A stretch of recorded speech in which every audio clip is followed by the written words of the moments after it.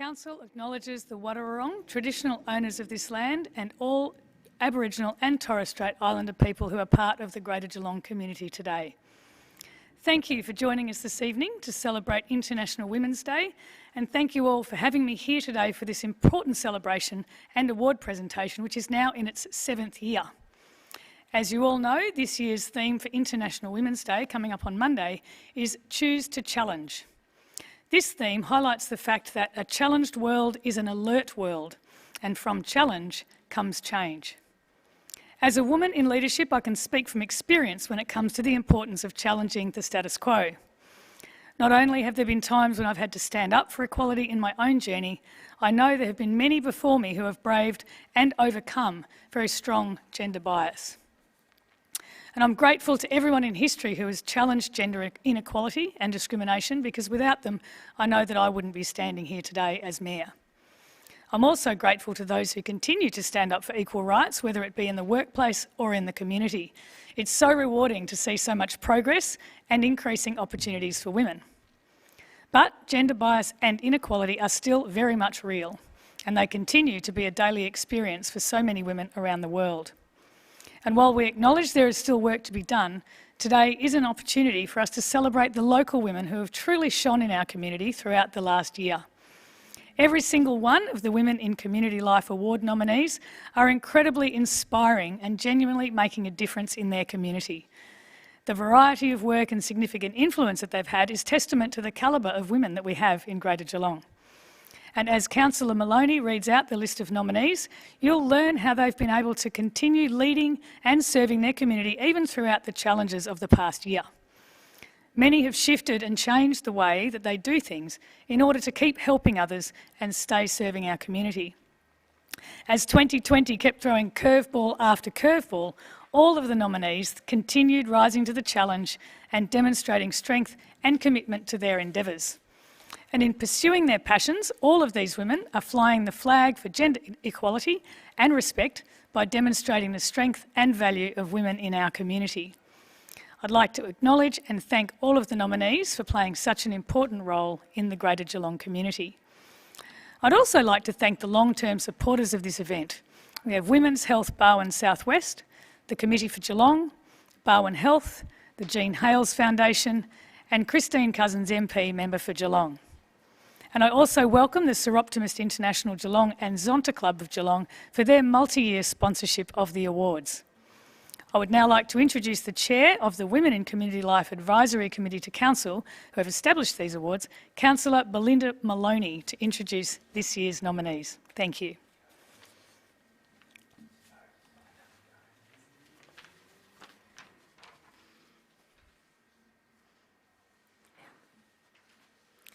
Good evening to everyone joining us this evening for the Women in Community Life Awards.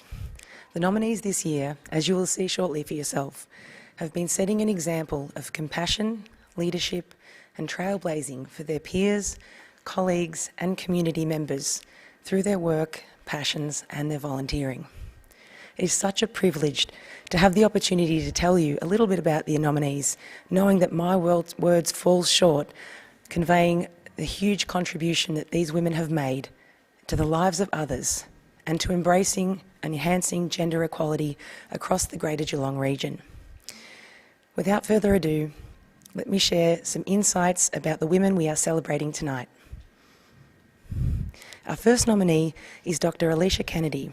She has been nominated for her contributions in community development, neighbourhood programs and developing an innovative social enterprise. Alicia is a vet, a founder of the Cherish Pets Foundation, a social enterprise designed to help older people in their homes to care for their pets. By keeping older people with their animals for as long as possible, it improves the quality of their life and gives them peace of mind when they can no longer attend to their pets' needs. Amelia Reid, or Millie as she's preferred to be known, has demonstrated strengths in community development, community education, disability rights, human rights, mentoring, neighbourhood programs and women's health. Millie is the peer and community coordinator for Wellways in the Barwon and South Coast region. She is an inspiring leader who is passionate about equity, parity, inclusion, and mental health. Daphne Pugh has been nominated for her many years of volunteering. She has worked as a volunteer for all of her adult life, only slowing down in her mid-80s. Throughout that time, she supported numerous organisations and causes, including the Coralong Support Group for people with disabilities, school committees, the National Trust, Geelong Ladies Benevolent Association, and Girl Guides. Our next nominee, Debbie Fraser, has been a volunteer within the Geelong Society of Operatic and Dramatic Arts Theatre for 50 years. Wow. Commencing as a junior player at age 11. Debbie has been pivotal in forming an inclusive culture that values teamwork, collaboration, and resilience while developing theatre performance and life skills among the junior players. During COVID-19 lockdown, Deb embraced the term flexibility by adapting the players into a live show and a radio serial play, putting on an amazing show that brought joy to many. Diana Fisk is a filmmaker, producer who tells stories designed to challenge people's unconscious biases around the range of issues including culture, disability and gender. Using her talents, she gives underrepresented people a voice and a platform to share their experiences while inspiring others to do the same. Diana is a passionate advocate for gender equality, human rights and the safety for women in the film and television industry. Leading women in film and television as a board member of Screen Vixens and with her work on Brazen Hussies, a recently released documentary about the Australian feminist movement. Right on. Faye Dixon is a Special Projects Officer at Encompass. She is an inspirational and creative thinker who puts forward projects and ideas that she believes will make a difference with people living with disability in the community. She draws on her own experience to advocate and educate for others, encouraging people with disabilities to challenge community values and attitudes. In particular, she encourages women with a disability to come forward and be present in the community by taking on leadership roles and fighting for what they believe in. Frances Diver is the Chief Executive Officer of Barwon Health, who used her role and her voice to connect with people locally during the COVID-19 crisis. By providing weekly updates of reliable, believable, factual and up-to-date information using videos and live streaming, she provided reassurance to our community and gave confidence to locals in the way that Barwon Health was dealing with the situation. Jan Daniels is the manager of business enterprises including ReadyStart, Hub 3219 at Apollo in Whittington, operated by Encompass, as well as operating as a shop that sells these pre-loved furniture. The Hub also provides material aid support to those in need and gives the community real employment opportunities and a warm, friendly and supportive environment.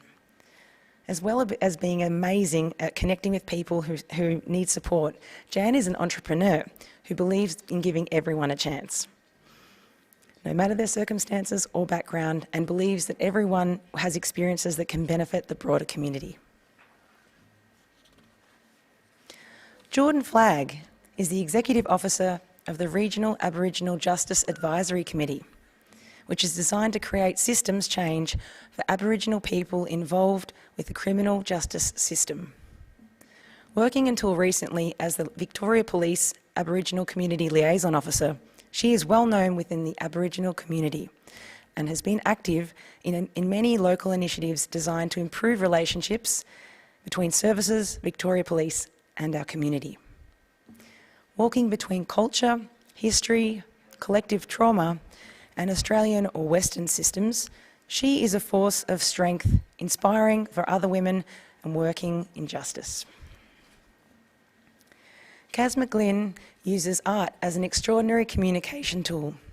Kaz's identified strengths include art and culture, community education, disability rights, gender equality, human rights, mentoring and women's health. Wow. She runs Art School at Casworks, an art school in Geelong that caters to people of all walks of life. The school provides a safe and supportive place for students to come and learn new skills, particularly with disabilities. People with LGBTQIA+ communities, elderly people and young people. Kiralee Hogama is a qualified Aboriginal health worker who works as part of the Koori Maternal Services team. She provides 24/7 pre- and postnatal maternity services to Aboriginal women and babies. She understands the value and importance of family and a culturally safe care for expectant mothers. And at all times of the day and night, she responds to the needs of pregnant mothers within our community. Kylie Clark leads the Nyangako Mangi program in Geelong, which provides opportunities, experiences and connections to First Nations people who are female identifying, gender fluid, trans women or non-binary, who are aspiring for a career in health. Established in 2019, the program nurtures First Nations women on their journey of self-belief and strength in cultural identity as they navigate pathways into the health sector. Under Kylie's leadership, the program has produced many positive outcomes for young women and their families, continuing into 2020 despite many challenges that were presented by the pandemic. Kylie is a generous and powerful presence, and she brought together a local support network for the program, which includes education, health and community organisations. And the term women is used to represent First Nations people who are female identifying, gender fluid, trans women or non-binary. Lana Purcell started Feed Me Bellarine after recognising a need for nutritious and affordable food for people on the Bellarine.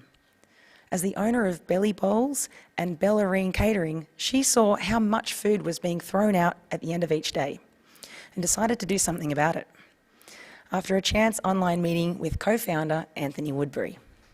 The organisation now turns leftover food into nutritious meals and provides people in need across the Bellarine Peninsula.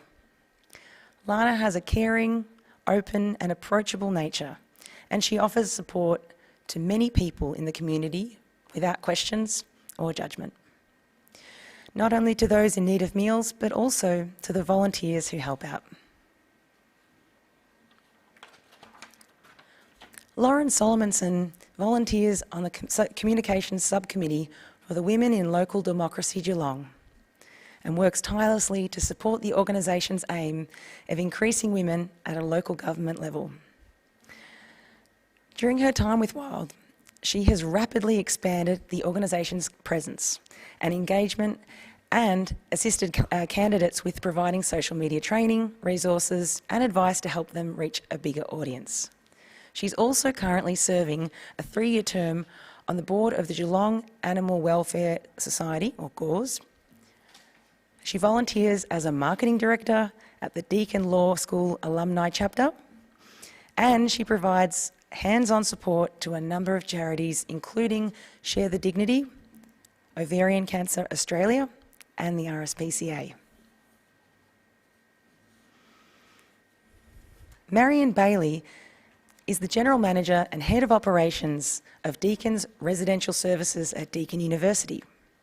She is a passionate and dedicated advocate for student wellbeing, and she facilitates training for students and staff that is designed to address and prevent violence against women, as well as gender inequality. Recently becoming a graduate of the Australian Institute of Company Directors, she is President and Director of the Asia Pacific Student Accommodation Association. She's establishing diversity on this board in her term of 4 years and supporting communities outside of our own residential portfolio. Nadia Sammartino was instrumental in establishing the first Bellarine women's cricket team. As a volunteer, she recruited players that were inclusive of ability, age and skill, and took ongoing responsibility for organising uniforms and healthy morning teas for all of the players. She is a positive influence on those that she meets. Nadia helped to make the cricket club an increasingly family-friendly organisation and a safe place for women, with women's games often attracting the most spectators. No longer are the wives of the male players just doing canteen duty. They are now playing too, and on game days, men can also be seen serving the women. Naomi Edwards was born on Larrakia country in Darwin, and she was raised on her traditional lands of the Wathaurong country. She is the Family Services Team Leader at the Wathaurong Aboriginal Cooperative. She spends her days advocating for holistic and culturally competent services that respond to the needs of Aboriginal women and children. She also supports Aboriginal women to participate in netball, making sure that they have transportation, uniforms, and the support that they need in order to participate. Penny Dorgan is a community services and disability teacher at the Gordon TAFE, who is passionate about bringing attention to the additional challenges that people living with a disability face. Her teaching has had a broad-reaching impact on the teachers and the students that she works with, giving them a first-hand experience that goes far beyond the textbook learning. She's a strong advocate for disability rights and directly challenges the stereotypes that are instructing those people that will one day work for the community services industry. Robin Davis is a manager and senior legal counsel working to resolve legal claims involving institutional and historical childhood sexual abuse. She has dedicated her whole life and career to promoting human rights and gender equality, often standing up for those whose voices are not always heard by the legal profession, particularly important as we've seen this week.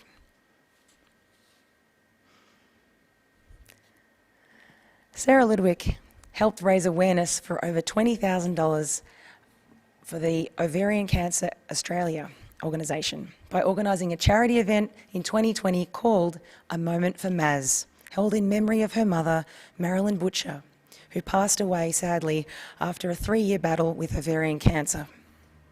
Sarah organised a charity dinner with the aim of funding efforts to improve the survival rates from this difficult to diagnose and lethal cancer. Shani Ward has been the Secretary, Vice President and Coach at the Tri-Boys Basketball Association and is a highly respected member of her club.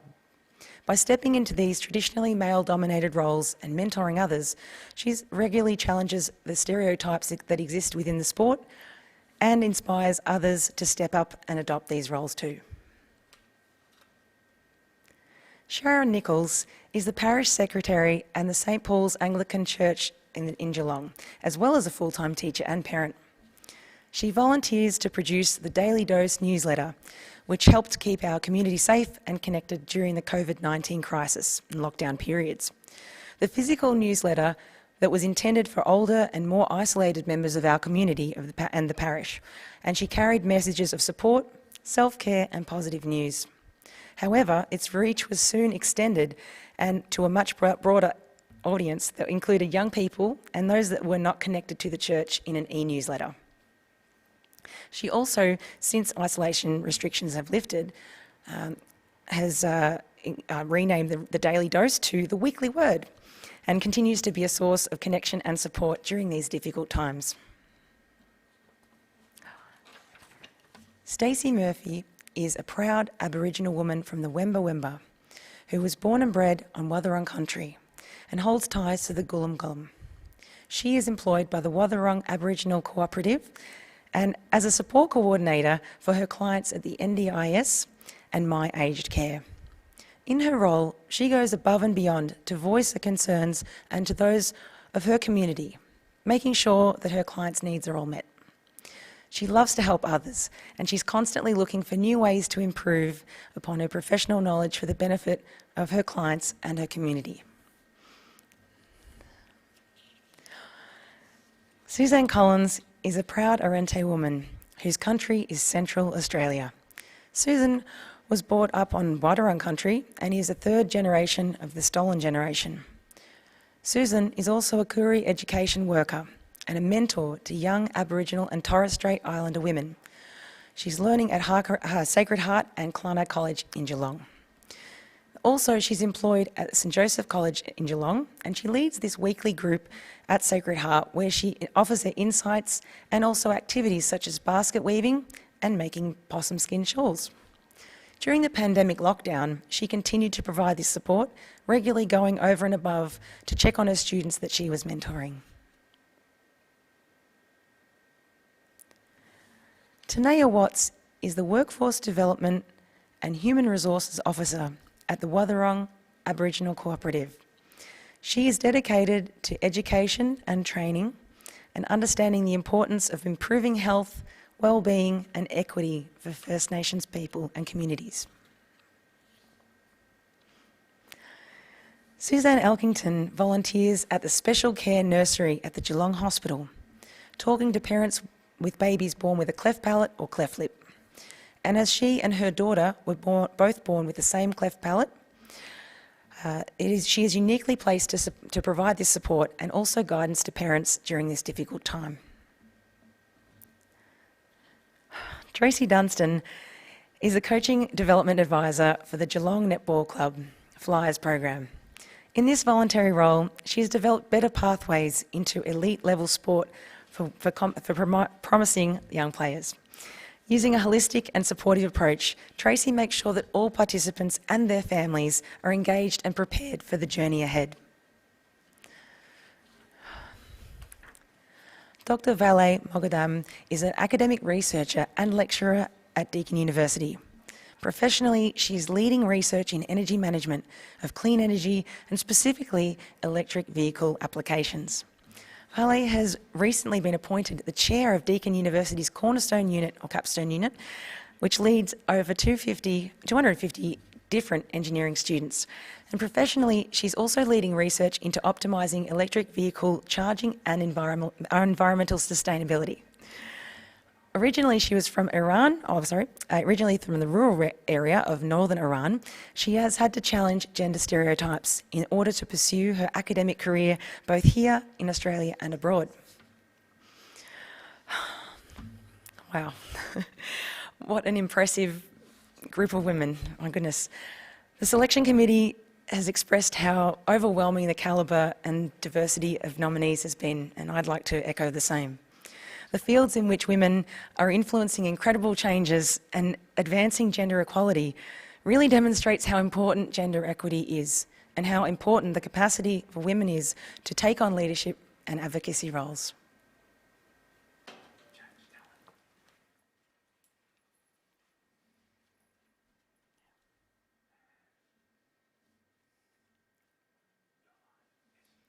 Thank you, Councillor Maloney. What an incredible list of incredible women. Much appreciated and beautifully listed by Councillor Maloney. Now, I would like to introduce Roxanne Stokes' son, Dimitri, to give us a special thank you. Hi Francis, my name is Dimitri. My mum nominated you for the award. Thank you for keeping us up to date with the coronavirus in Geelong. Good luck. Thank you, Dimitri. That was beautifully said. And here's a special gift for Francis from Dimitri and his sister Phoebe. Unfortunately, Francis is an apology this evening. Apparently she's on a plane. But thank you very much. I'd now like to introduce Sarah Ludovic, one of this year's nominees. Sarah would like the opportunity to raise awareness about ovarian cancer.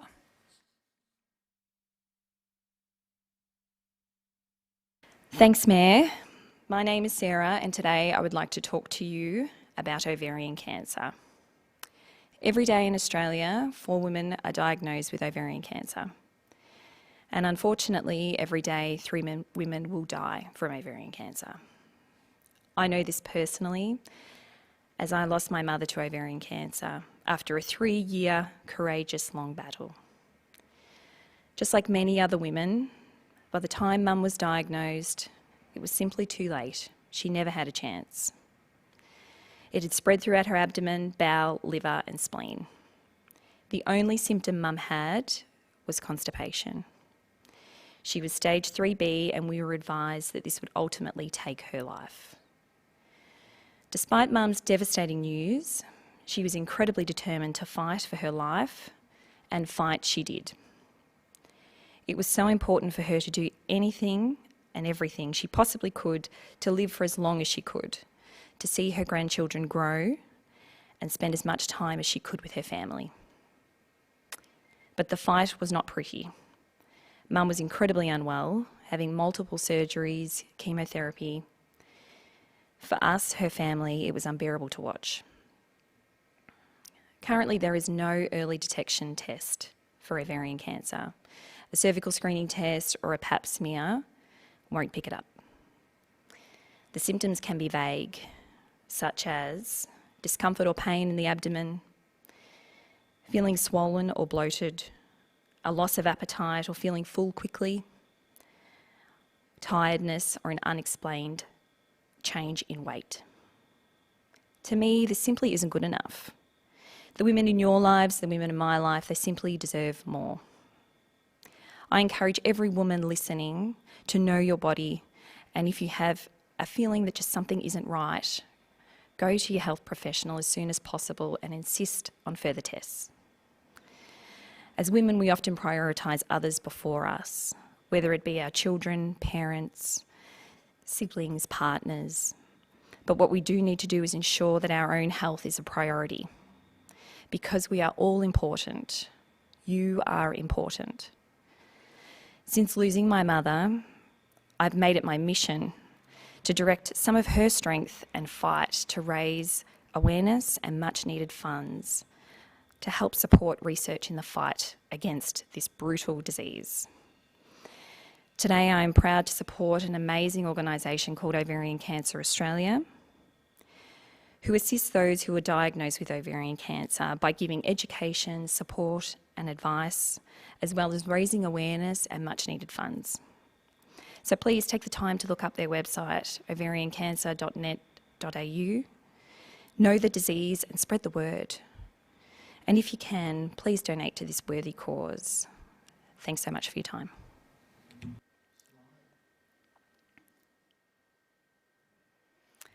Thank you so much, Sarah. Please accept our condolences, and thank you for sharing what is a very powerful message. I think every woman listening will have taken that note. I'd now like to introduce some music. So please enjoy this next music video, which has been created to the theme Choose to Challenge.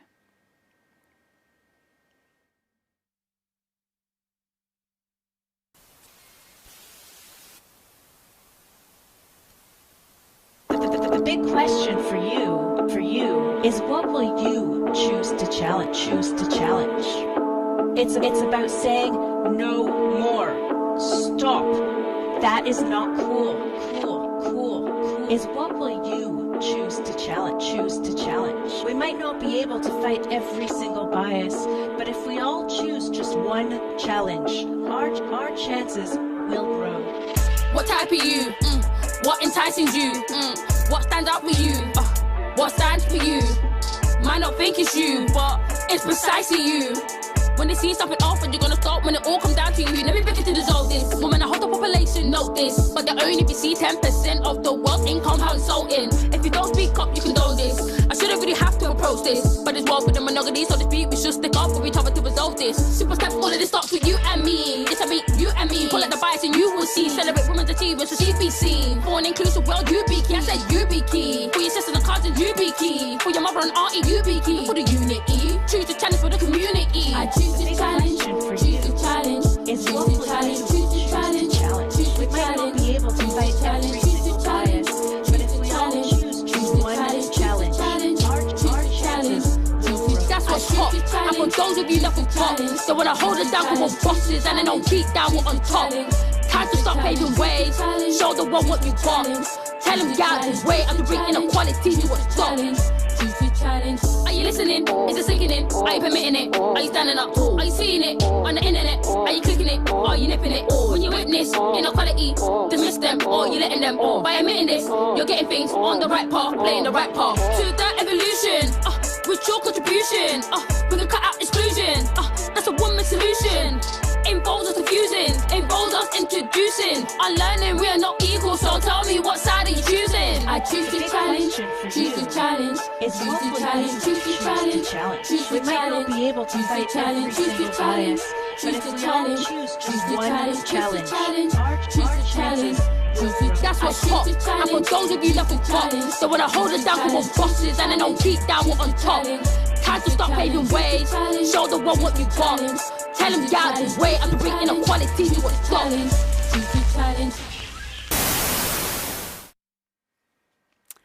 Wow, some strong messages there and some incredibly inspiring sounds and imagery as well.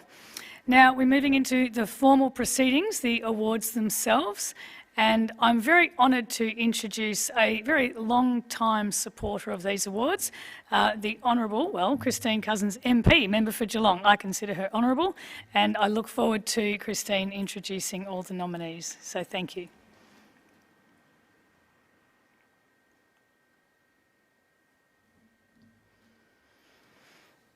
Thanks, Mayor Asher. Can I begin by acknowledging the original owners of the land, the Wadawurrung people, and pay my respects to ancestors past, present and future, and to all Aboriginal and Torres Strait Islanders who are viewing tonight. Thank you and welcome. This really is a significant evening, an annual evening to celebrate International Women's Day, and I've been very proud to support the Women in Community Life First Nations Woman Award for the last 3 or 4 years, and it's a great pleasure to again be here tonight to celebrate those women and their considerable contribution in our community. And it's always worth ensuring that we are recording in our history the amazing work of women in our community that in the past has not gone acknowledged. So this is a really important award. You know, it's an award for women in our community, Aboriginal women in our community, who show great heart, gusto, determination and understanding and compassion in the work that they do. So it is my great pleasure to announce the nominees for the First Nations Women Award: Kylie Clark, Susan Collins, Naomi Edwards, Jordan Flagg, Kiralee Hogma, Stacey Murphy and Tiana Watts. So it's my great pleasure now to announce the winner of the Women in Community Life Award First Nations Woman goes to Kylie Clark.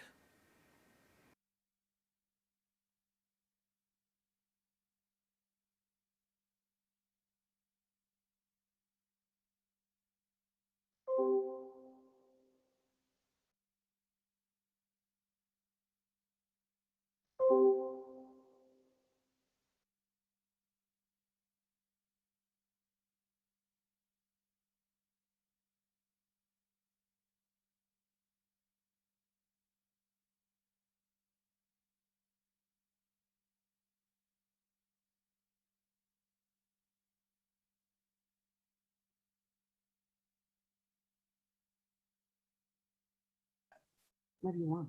Hello. I'm not sure what's going on. Sorry, my connection's. Oh, Auntie Sue's giving the thumbs up. Okay, I guess that means that I won. I'm not really sure. I couldn't hear anything, so I'm calling in from Macedon, the rangers up here, and yeah, the traditional custodians are the Wurundjeri, the Dja Dja Wurrung, and the Tanarong peoples of the Kulin Nation. So I pay my deep respects to their ancestors, elders past and present, and to future leaders, recognising their continuing interconnections with country and waters, culture and contribution to community. There's a bit of a surprise given I didn't really hear the announcement. But yeah, I just wanted to say thanks very much to the Women in Community Life Advisory Committee and the Greater City of Geelong and to my nominator for the opportunity to be amongst like the passionate, innovative and enabling women of Geelong and in celebrating International Women's Day. Each nominee's influential contribution to community is really a privilege privilege to be amongst. So, and to hold space alongside aunt and sister girls who I respect and admire, Annie Sue and Kiralee, Jordan, Nays, Tanae and Stacey. It's our nominations, I guess, that recognise our leadership and impacts as a collective, and, you know, that brings so much strength to community. So in sisterhood, we're united in this space. So I guess, yeah, walking alongside First Nations women as they journey through school and further in higher education and into the health workforce is such a privilege, and it's their strength and respect and resilience and spirit that's truly remarkable and admirable. And, you know, they're our future leaders for our community, who in time will contribute to the health equity and improved health outcomes for our people. And at Wentanga Health Network, we're staffed by women, led by women who are the caregivers and nurturers in our everyday.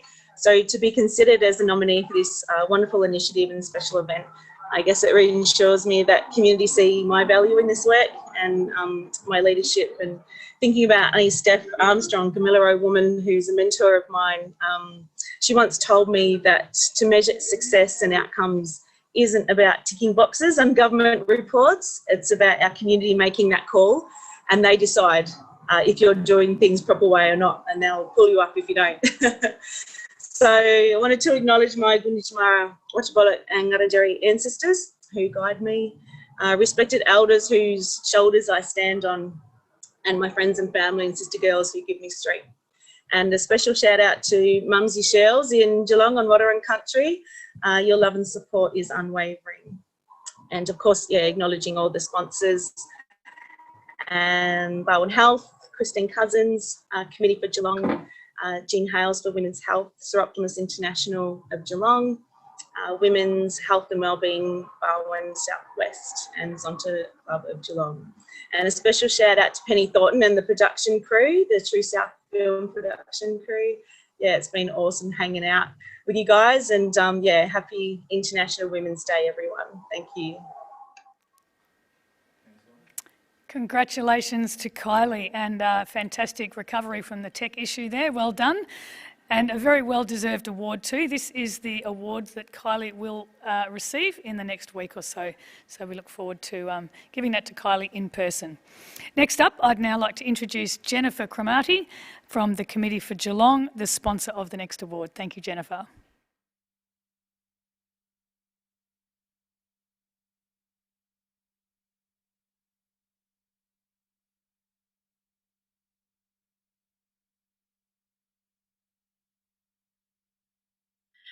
Good evening. I'm Jen Cromarty, the CEO of the Committee for Geelong, and I'm thrilled to be announcing this award. The nominees for the leadership in times of crisis have demonstrated tenacity, innovation, and generosity of time and spirit during an exceptional year, 2020, the year of the pandemic. At the Committee for Geelong, we're really proud to be involved with these awards. Last year and this year, we're continuing to work with Why Wild, Women in Local Democracy, and we've got our International Women's Day event also coming up next week on the 12th of March. And we're really keen to continue to work around issues that will support women and gender equity in our community. So without further ado, the nominees are Jan Daniels, Frances Diver, Marion Bailey, Tracy Dunstan, Suzanne Elkington, Debbie Fraser, Alicia Kennedy, Valère Moghadam, Lana Purcell, and the winner is, and congratulations to Debbie Fraser, and I'd like to just tell you all a bit about her. Debbie was selected as the winner for this award for her work with Jasoda. Not having much experience with IT or doing things virtually, she was concerned about how the junior players were devastated by the cancellation of their annual show, that she was compelled to find ways to continue. Deb asked all the volunteers to see if they could do a recording, much like a radio serial. Deb mobilised everyone and they were able to produce and record their show. The recording has also been distributed to aged care facilities during lockdown so residents could enjoy some musical theatre. So congratulations to Debbie. Thank you, Jen, and congratulations to Debbie. That's fantastic. Debbie, if you are able to see this, this is the award that you will receive in person in the next week or so. So well done to Debbie. Next up, the sponsor for the Jean Hales Women's Health Award, I'd like to introduce Renee Camilleri from the Jean Hales Foundation. Thank you.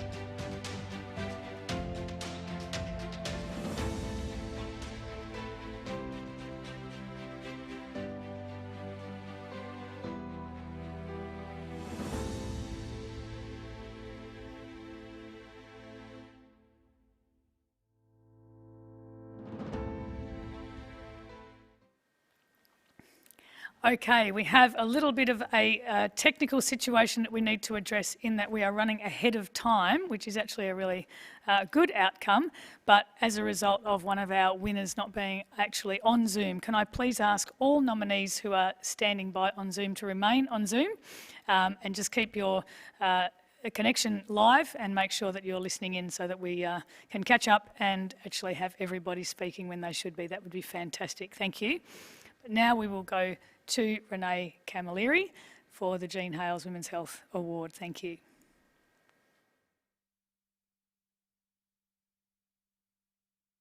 Hi everybody, my name is Renee Camilleri. I'm a Senior Project Coordinator for Jean Hales for Women's Health. It's a pleasure to be zooming in tonight for this wonderful event. Jean Hales has been presenting the award for 3 years, and each year I'm honoured to meet and learn about the amazing work of the nominees. Jean Hales is choosing to challenge gender stereotypes. As an organisation, we acknowledge that gender plays a significant role in women's health, particularly on its impacts to women's health. So we will continue to work and challenge gender stereotypes through everything that we do for women. This year is no different and maybe a little more emotional and impactful knowing just how challenging 2020 was for everybody, particularly health workers and women. This year's nominees are Kylie Clark, Kiralee Hugema, Sarah Ludwig, and Nadia San Marito. And the winner of this year's Women and Community Life Awards for Women's Health is Kiralee Hugema. Congratulations, Kiralee, and well done. Fantastic news. Congratulations, Kiralee, on a very good, very well-deserved award. This is the actual award that Kiralee will receive in person in the next week or so. Now, do we have Kiralee available? We do have Kiralee. Excellent. Hi, can you hear me?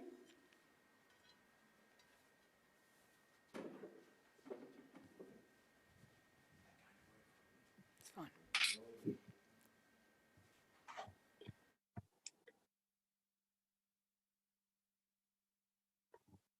I'd just like to say thank you to whoever nominated me for this award.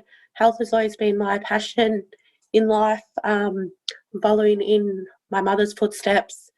And so I continue on my journey to make her proud, make the women in my life that have helped form me to the woman I am today. And I continue my journey in health, and I continue to support our younger females to achieve their dreams, because anyone can do what they put their hopes and dreams to.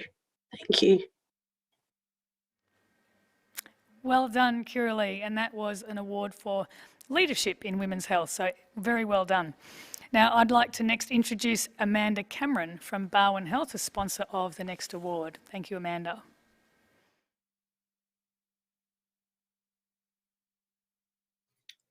I'm so thrilled to present the Disability Rights Award this year on behalf of Barwon Health. At Barwon Health, we are continually looking at ways to improve accessibility across our services and centres. Input and insights from disability advocates with lived experiences are crucial to help us improve the way we do things. The advocacy work of each and every nominee this year has contributed to improved access, understanding, collaboration, recognition, and equality. Let me introduce this year's nominees. Amelia Reid, Millie Reid, Faye Dixon, Jan Daniels, Kaz McGlynn, Penny Dorgan, Stacey Murphy, and Suzanne Elkington. This year, the winner of the Disability Rights Award goes to Kaz McGlynn. Congratulations, Kaz. How do you get rid of that? Hello, everyone. Well, thank you very much, Barwon Health, for sponsoring such a very important area in the community, and also to my students, particularly those with disability. I have a special group called the Creatives at Art School at CasWorks, and they are a group of women who have mental health and physical disability, and it's amazing. I just love my job. It's a dream job, and I think I'll be doing it forever, contributing to the community. It's really important that us as women, that we collaborate and come together, because we, even though we do have a disability, we still can contribute to society. And I would like to think at Art School, the women that I liaise with, I have amazing opportunities to see them grow and also create works that contribute to the community. And also with the LBGTI youth that we have here, and also just general art is a lot of fun. I just see the women, particularly, how it contributes to society. So I'd like to thank everyone who was nominated. It was a great effort, and thank you very much. I feel very humbled and privileged, as this has been my life wish or opportunity that I will be doing this forever. Thank you.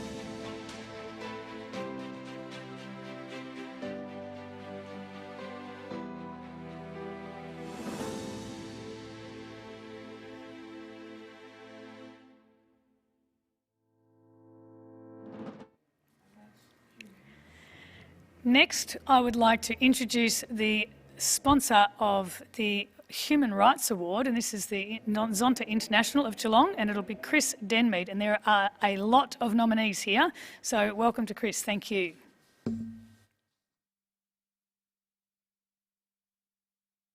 Thank you, Mayor Stephanie Asher.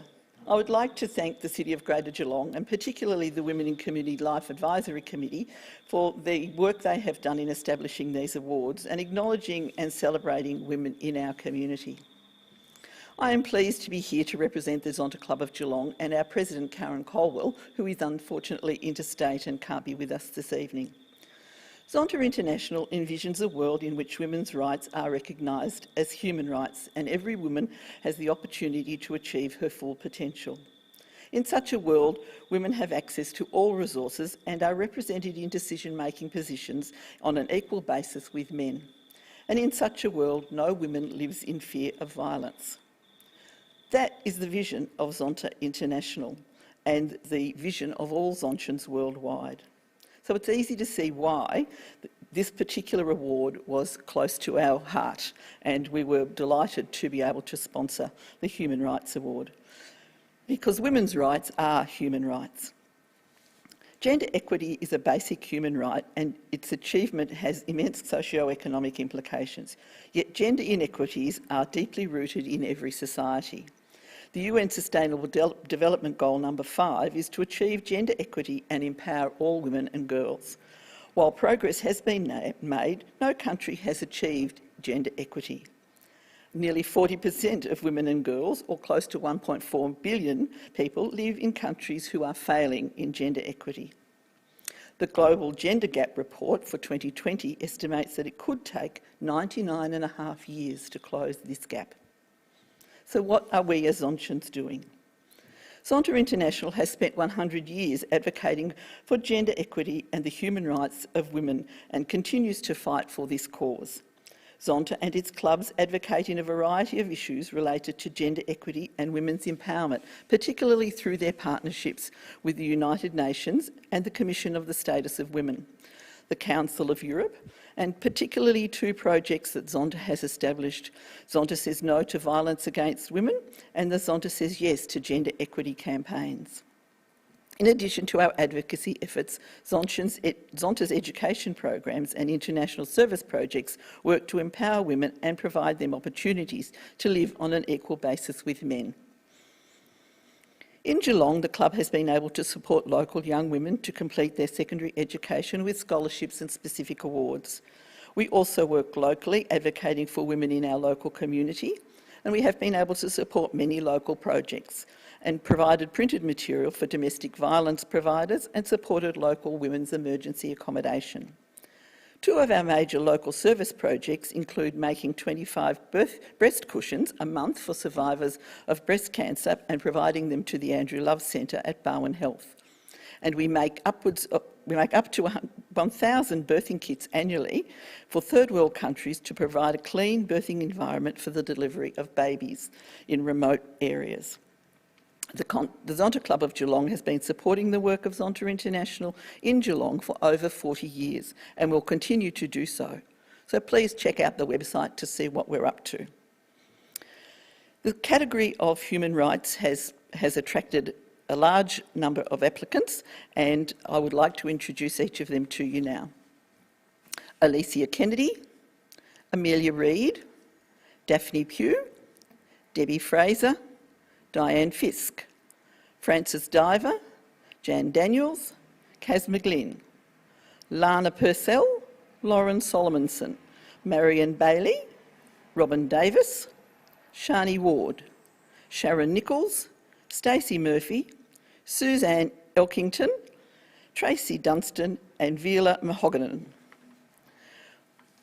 I'm glad I wasn't the one who had to choose, but I'm proud to announce the winner for the 2021 Human Rights Award is Robin Davis.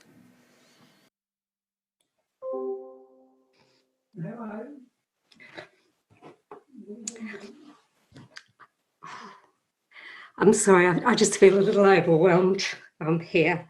I'd like to start off by thanking the Geelong City Council for continuing to support Geelong women.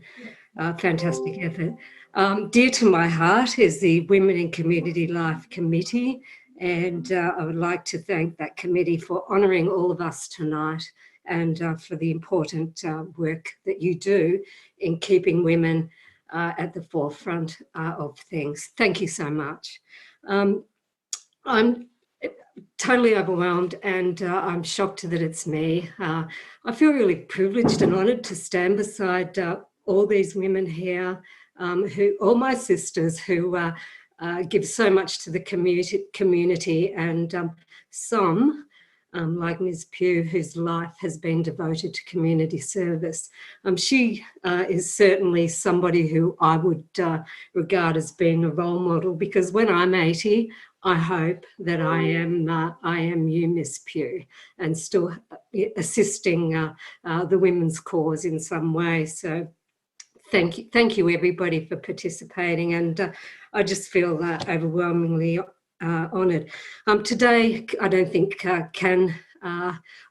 there are certain things that can be left unsaid today, and I would like to thank Brittany Higgins, Grace Tame, and the deceased woman who is bound up in the horrible events that have gone on with Christian Porter, which have come to the fore over the past fortnight. How hard has it been for all of us to be a woman over the past fortnight? Because, you know, growing up in the 60s and, you know, to me, a lot of what is coming out is all of our war stories. I'd just like to, and, you know, I think our future rests with people who are prepared to, you know, stand up, speak out, in what must be very difficult circumstances and a great personal cost to themselves. I so admire them. I think it's only by uplifting each other and promoting each other at every given opportunity that we can hope to eradicate the patriarchal systems endemic in our society that seek to suppress us and our voices. You know, I'm very interested in US politics at the moment for obvious reasons, and it never ceases to amaze me how many women are in really senior positions in the US as compared to what we see here. I see our state government and all the women there, but when you look to the federal parliament, when you look to the government in power, there is hardly a woman to be seen. And in this day and age, in 2021, it's just not good enough.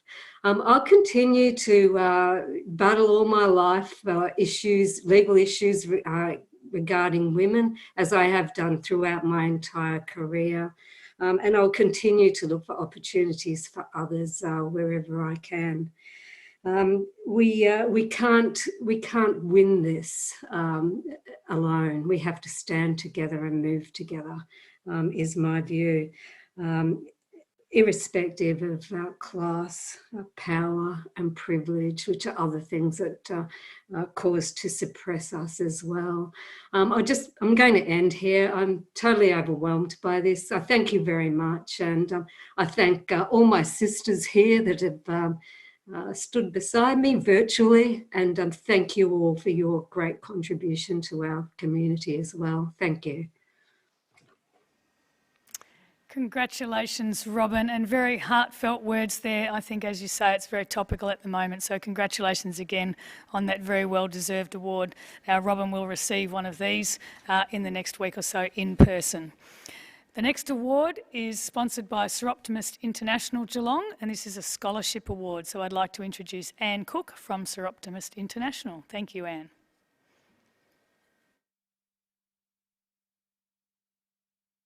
Good evening, everyone. I feel very honoured to be representing Soroptimist International Geelong tonight at this event, and we're excited to be able to forge this new partnership with the City of Greater Geelong as a sponsor of the awards and the event, both for this year and into the future. Now, I'm sure there will be quite a few of you that have never heard of us. It's the most common question that I'm asked, when I tell someone I'm a Soroptimist.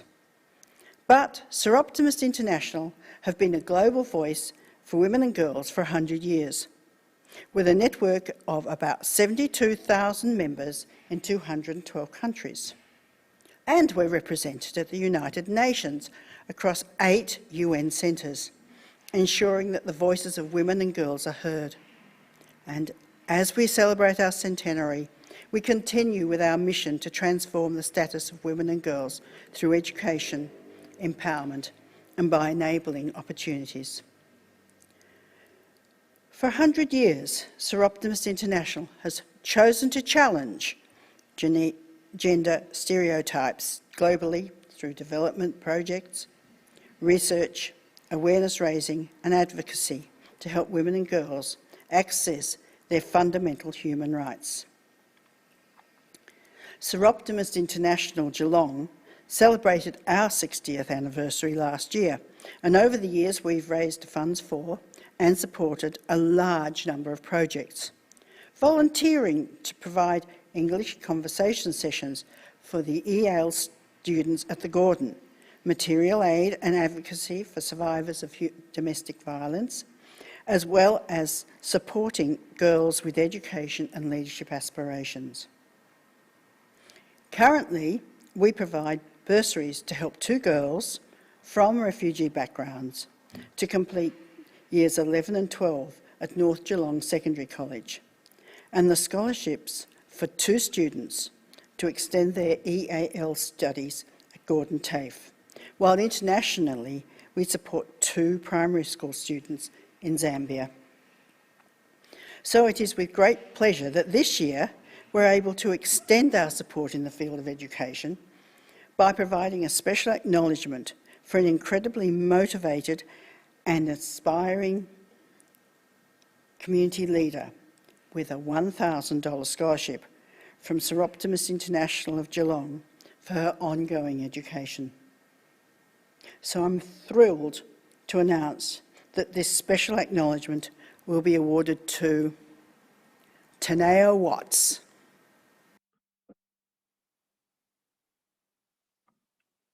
Wow, thank you so much. I feel really humbled and honoured, and I really wasn't expecting that. So yeah, that's really great. Thank you so much.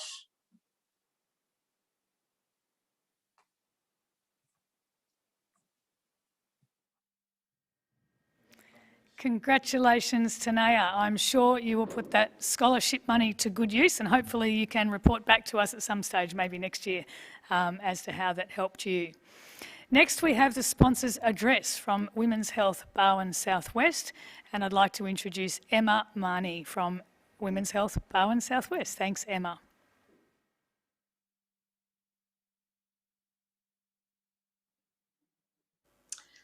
Hello, my name is Emma Marnie. I'm the CEO of Women's Health and Wellbeing Barwon Southwest. Before I leap in this evening, I would like to acknowledge the traditional custodians of the land on which we meet. I'm coming to you this evening from Warrnambool, so that is the Pequorong people of Eastern Maar Nation. So may we continue to honour, respect and celebrate the traditional custodians and find a path together going forward, and to honour the history, the tradition and the connection to this country. I'm in a leadership role with Women's Health and Wellbeing, so we are the regional health promotion organisation. Our role is to improve women's lives. As a tiny organisation with an ambitious task, we work with others, and our work is health promotion. One of the really large pieces of work for us this year is walking alongside the public sector organisations to comply with and also exceed the obligations of the Gender Equality Act that comes into effect from March 31st this year. So that'll be the heart of our work.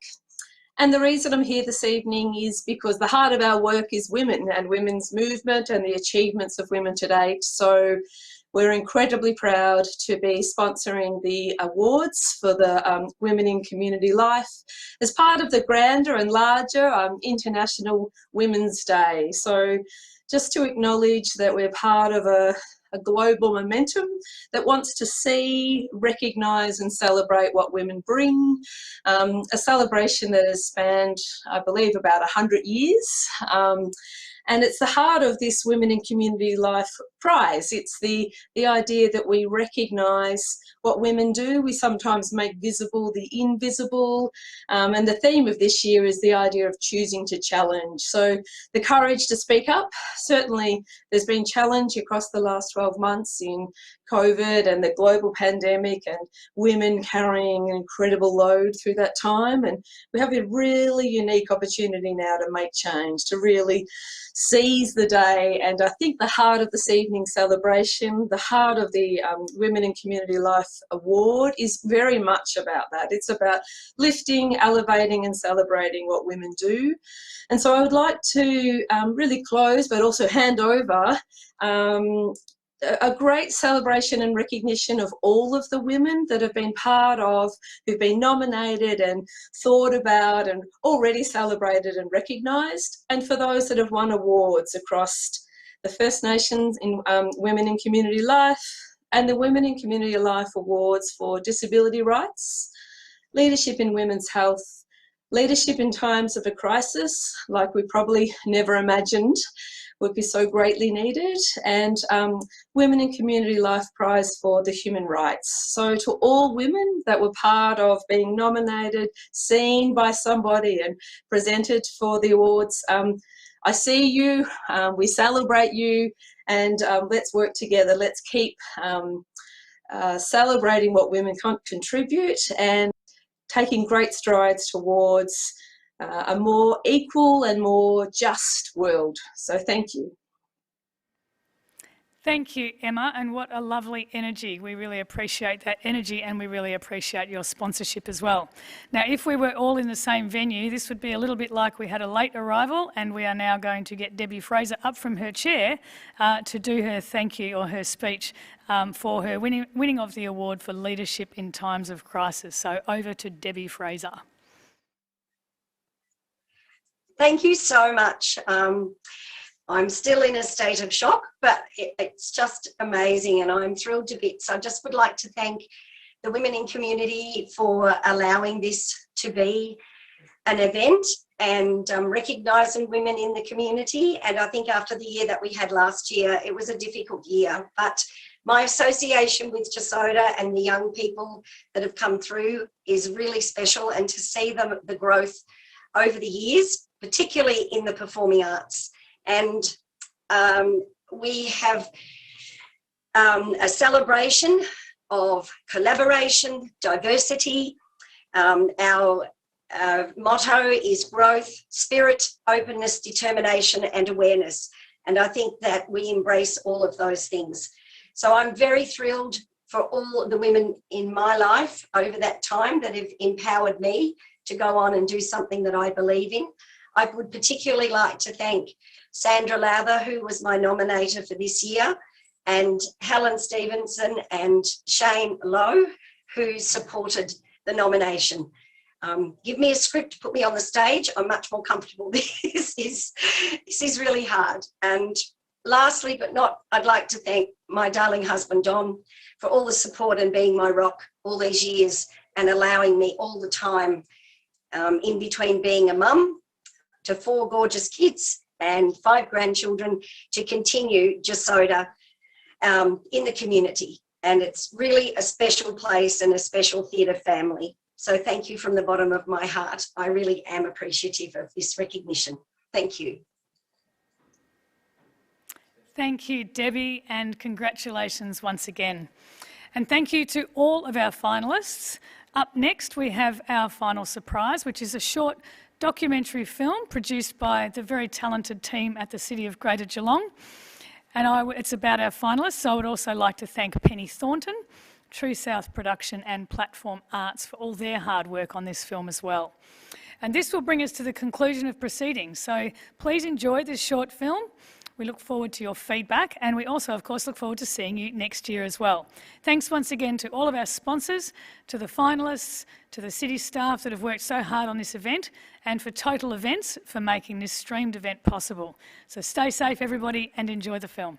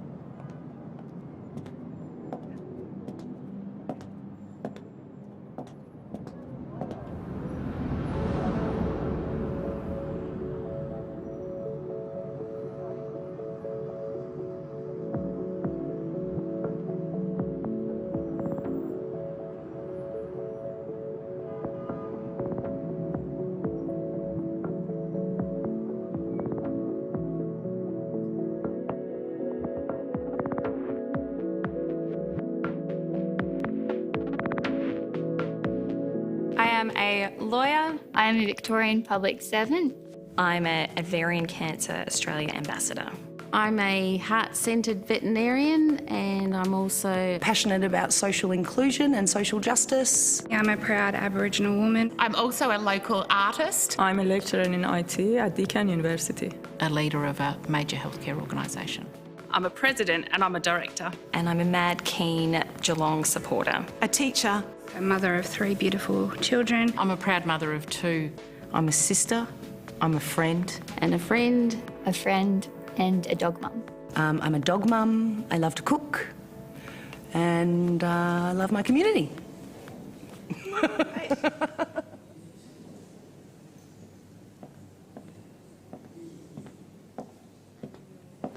When I was younger, I wanted to be a bit of everything. One day I could be a doctor, one day I could be a princess. It was the birth of my nephew that made me decide I wanted to do midwifery, but I always thought I wasn't smart enough to do it. So it wasn't until I completed my Aboriginal health practitioner studies last year that I knew that I could pursue my dream.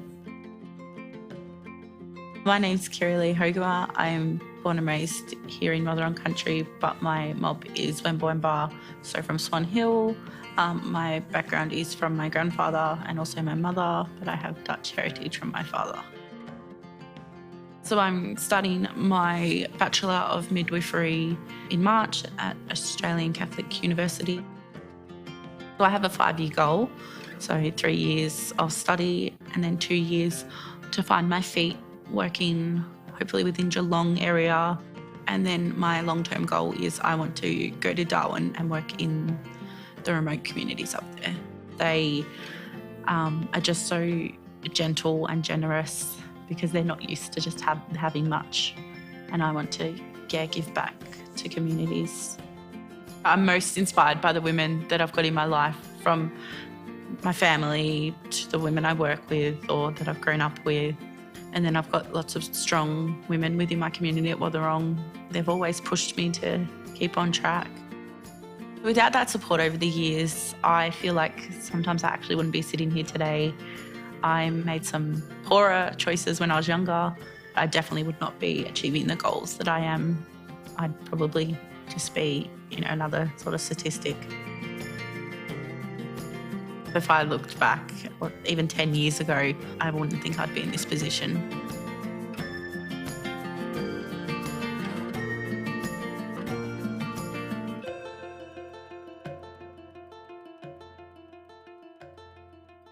I think it's very important to celebrate women because we are incredible. There are so many amazing women in our community. I've been really lucky to be surrounded by women who bring each other up and celebrate. I believe celebrating women in our community in leadership is very important for the diversity that we need to bring to our community. A strong community, in my view, is made up of strong people with beliefs or involvements in things and making it their aim to make that better for other people. As a woman in IT, I believe that this celebration can be a good encourage for the female students to be involved in science and technology and mathematics and engineering. So often we're only celebrating men who achieve things in society because they've been given more opportunities. So I think it's really important that we celebrate women and make sure that we reflect all of society and all of the people who are doing such fantastic work in the community. Why shouldn't we be celebrated?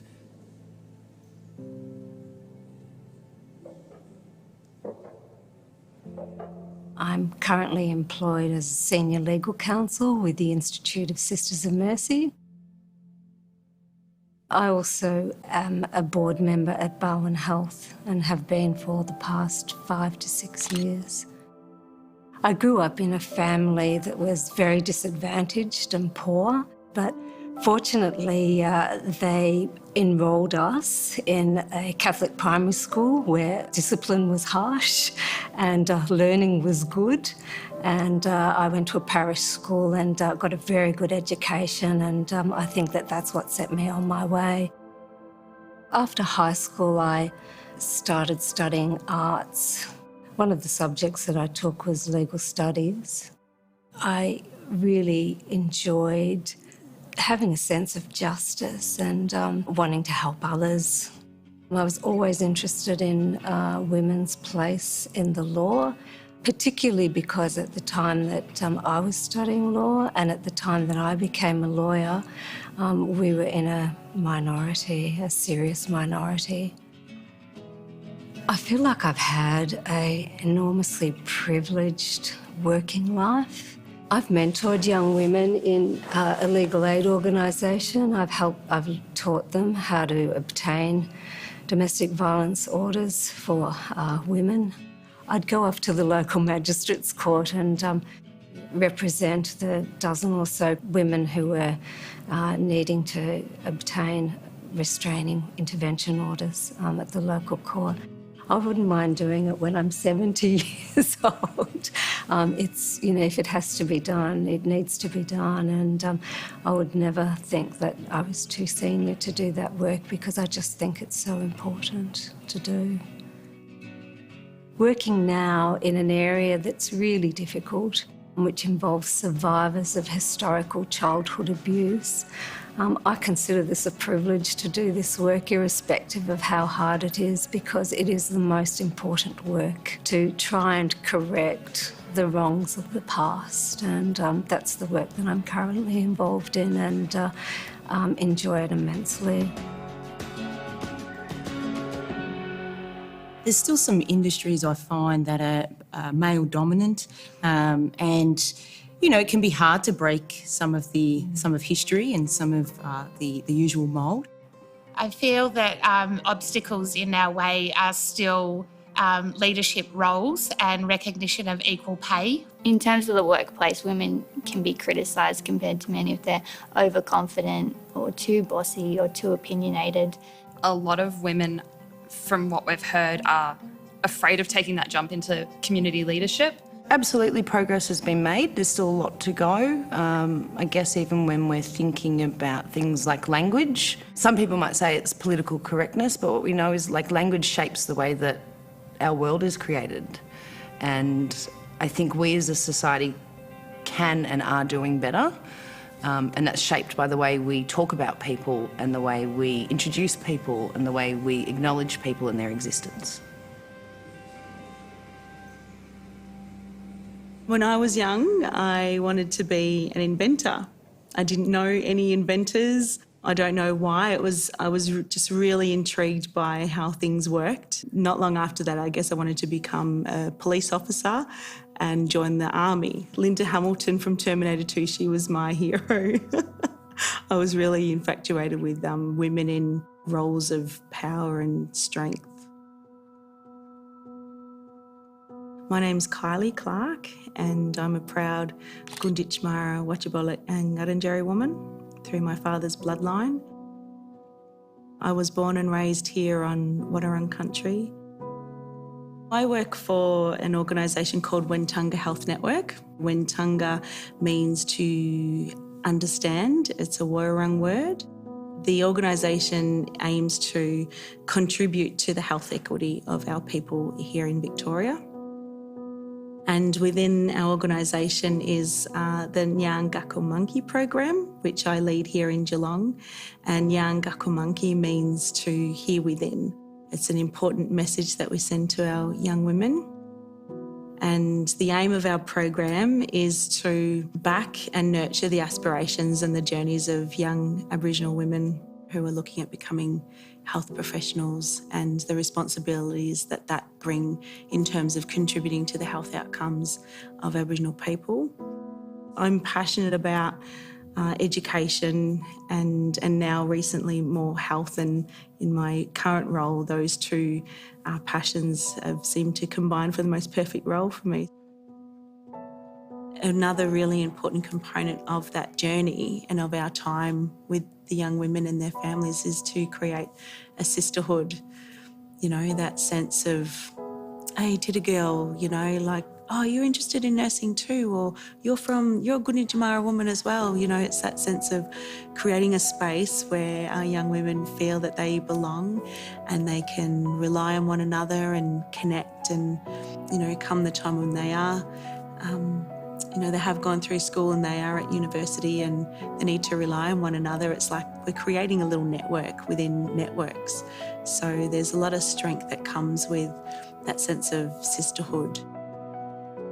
I love what I do, and I love meeting mob out in community and, you know, hearing about their stories and their aspirations and being a part of the bigger picture, bring things forward for our mob.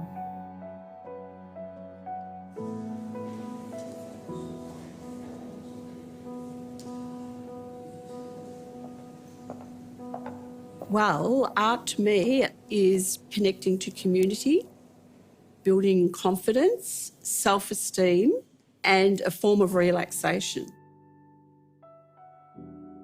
I have art school, which is in Ocean Grove, and we create, make and educate art. It's like a community hub.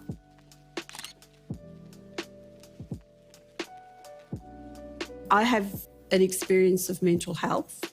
I was one of the first with NDIS, and it's through Wellways that I had the opportunity to have some supports. You know, from little things, big things grow. So from my garage to a big warehouse in the industrial estate Ocean Grove, we had before COVID about 750 students come through. We had an inclusive art program, so they're usually beginners, but we worked with Gen U and they came through, you know, people with intellectual disability and mental health. We also have people coming who have MS or amputees. I've even got this beautiful girl who is in Year 9 doing multimedia digital art, and she came along and wanted to do art. So, of course, what do we do with someone who can't use their arms? We taught her to use a stylus, and she's doing digital art and her work's beautiful. So that set her up for a career as an adult, and I'm very proud of her. Even though we've come so far in terms of gender equality, it always kind of feels like it's 3 steps forward, 2 steps back. And the more we can do to raise each other up, I think the better our society will be. Within that mix, there is gender diversity, cultural diversity, religious diversity. So each person has their own power, and I think we can start providing strength, education, and making sure people have a really clear understanding. Then I think that helps. We just need to empower each other, have each other's back. The more that we stand up for each other, the louder our voices are. There's still some work to be done. Yeah, absolutely. And I think that every step we make is positive, but I think, yeah, it's up to us to sort of still put ourselves forward and to try to help the world know that we're here and we need to, you know, be seen as equals, definitely. Yeah, and we can. Yeah. And we can do it, yeah, absolutely. I'm an arts facilitator. I'm the volunteer artistic advisor for all 3 sections of Jasoda. And I'm also the wardrobe coordinator and hirer of all the costumes.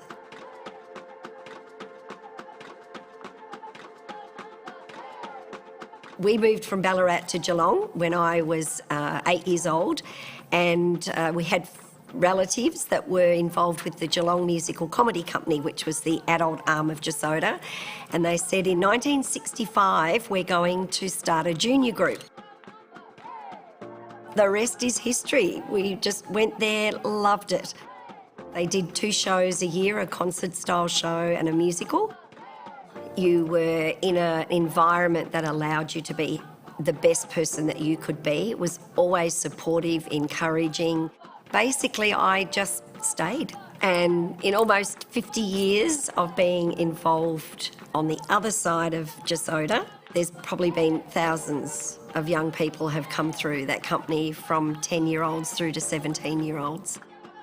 I always say to them, believe in yourself, have no self-doubt, and that when you're coming up for an audition or anything at all, you say to yourself, I can do this. That is the really important thing. And support one another. I'll be around in Jasoda for a long time to come, I hope.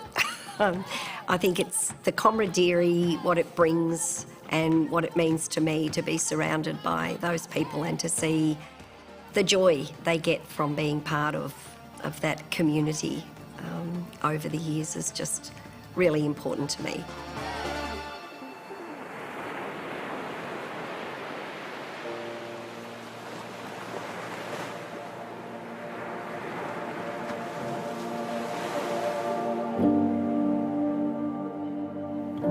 To me, what an equitable society looks like, it looks like a society where there is no difference between gender, race, or disability.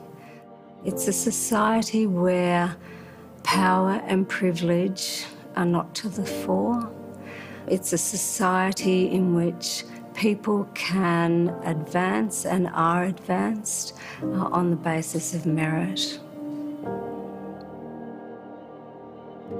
I've got a sense of pride in myself. I think it's still a bit surreal as well, that I'm actually have made that step in achieving something that was once just a dream for me. If you have hopes and dreams, just eliminate all doubt. Don't listen to people that want to hold you down. It's a matter of trusting your instinct, like listening within and knowing that, who you want to be and where you want to be is 100% achievable.